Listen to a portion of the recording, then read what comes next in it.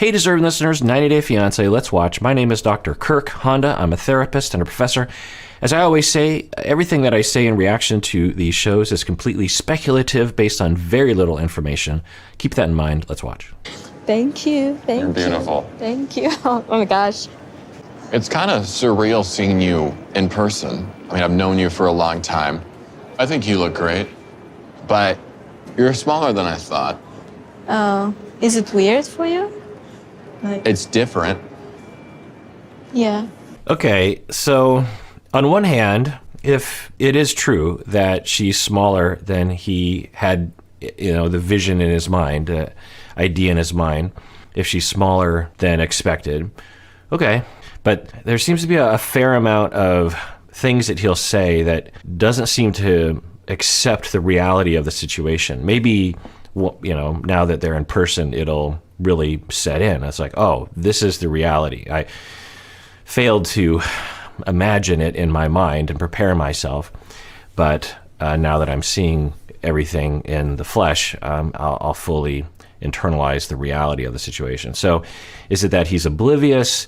Is it that he's just having a normal reaction? I don't know. Let me know what you think, because there seems to be a fair amount of things from Caleb that I don't know what to say about it exactly yet. I'm guessing it'll play itself out, but let me know in the comments below. Do you think Caleb is having a normal reaction? Is he oblivious? Is he something else? Let me know what you think. And here is the bedroom, and we also have a balcony, but we gotta move this. What's this chair for? So, the bed is so high. You have to climb into bed. I can't. Oh, God. I can't. I really love Alina's attitude and personality when it comes to the various aspects of being a little person. I didn't show the clip, but at some point they're working their way up the stairs, and he's like, I feel like I should just pick you up and make it easier. And she's like, okay. And he picks her up, and he's like, oh, she's like, oh, I kind of like that. And then she, she's not shy about it, and she laughs. It's just like this wonderful personality, and you just have to figure that people must have treated her pretty well. And of course, it's a testament to her own perseverance and personality, and just, I don't know, what magnetic personality, I suppose, or positive attitude. I don't know what's going on, but it's extremely, what do I say? It warms the heart. It makes me feel good to watch her just laugh and, yeah, this is my situation, and let's have fun. And kudos to 90 Day Fiancé for including a story like this, for sure. With me too. Where did he sleep? What side? This one. What are you looking for? It's Maybe you looking should at what smell might it. be in the bed. So you don't mind that he slept in your part? I mean, I think it's a little bit weird. He's sleeping in my bed. Like, is he going to have a nightmare and come cuddle between us tonight? Yikes. Why are you focusing on that? It's your first date. Like, it's her friend. Let it go. What is your deal?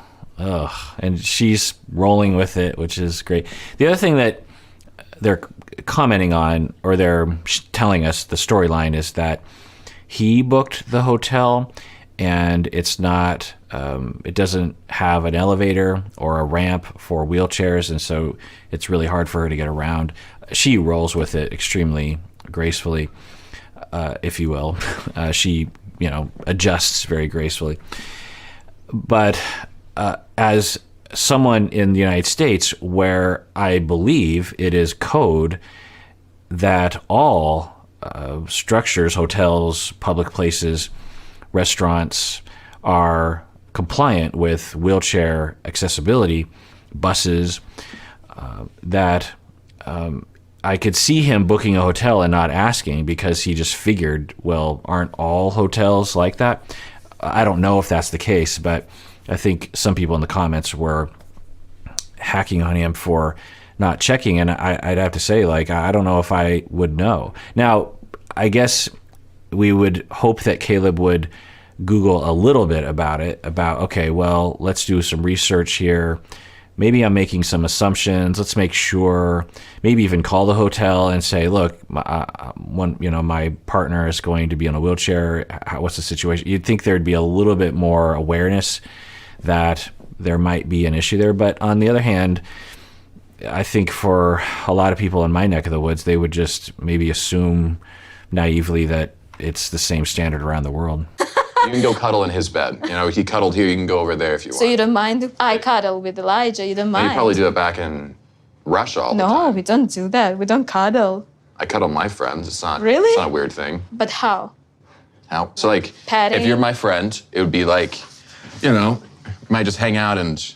Now, I'll also say that it's not like people in the States in wheelchairs have it easy all the time. So it's not like it's universally easy to get around, and there are problems for sure. But from my memory, there was a huge push over the last 20, 30 years to make things accessible. And sometimes people in wheelchairs would have to protest. I remember on the campus at the University of Washington here in Seattle, where I went to I got my undergrad, there was this main thoroughfare that the students used, and the students who were in wheelchairs blocked off this set of stairs because there was no ramp, and they would have the people in wheelchairs had to go like way far away to, it was this main from what we call Red Square down to like Bagley and everything. Anyway, and they protest. They linked arms and said, you cannot pass because we're going to make you take the route that we're made to take, because this university won't spend the money. They have vast sums on a simple ramp to help us, get to class. So sometimes there would have to be protests and activism, which I absolutely applaud. It's upsetting that we have to, resort to that. We have to push people into that situation. But so I'm not saying that in the United States it's universally awesome, that's for sure. Do you think I came all this way just because we're friends? I don't know. I mean, Americans are weird.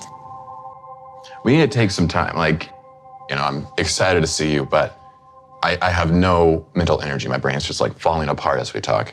You understand what I mean? Kind of. Okay, on one hand, he's been traveling a lot, and it's a different time zone, jet lag, all that kind of stuff, and he's tired. It's also a bit of a shock, I think, for him. He's saying that he didn't realize she was that short. That's according to him, which, like I said, on one hand, it's okay to be a little like, oh, that's, seeing the person in 3D just is different. We see that. But on the other hand, it's like, well, did you not fully internalize that she was a little person? I don't know. Is he reeling a little bit and going like, I don't know if I can be physical right now? Plus the cameras. I always think about the cameras being there, if things would be different if they were alone.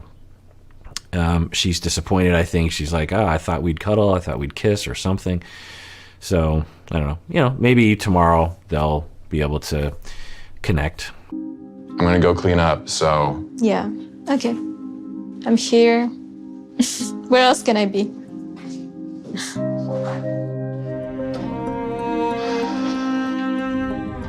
I will say there's something about his demeanor in this situation that I don't know how to read it.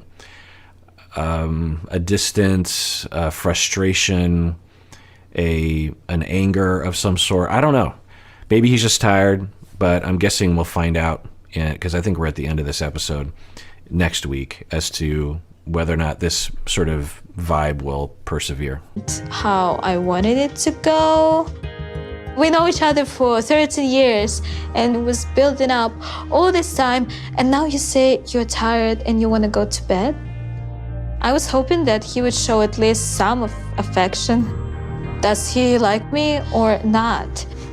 Yeah, my heart breaks for Alina in this moment. I would say, well, if I were her friend, well, give it a day. He's tired. If this persists, then, but, maybe he'll wake up tomorrow and everything will be going better. So, you just have to hope for Alina. I wonder if Alina will become like a fan favorite, or already is. I feel like Alina should be a fan favorite. I think she's really great. Her personality, her humor, her and Elijah are fun together. Her stage performances, her lighthearted attitude. I don't know. I think she should be a fan favorite. Is she a fan favorite? All right, well, I want to thank everyone for liking this video or any of my videos, or subscribing, all those kinds of things. Super cool. Every once in a while, I kind of look at that stuff and I'm like, oh, it's nice to know that people are clicking on those things and validating my existence. And everyone out there, please take care of yourself because you deserve it. You really, really do.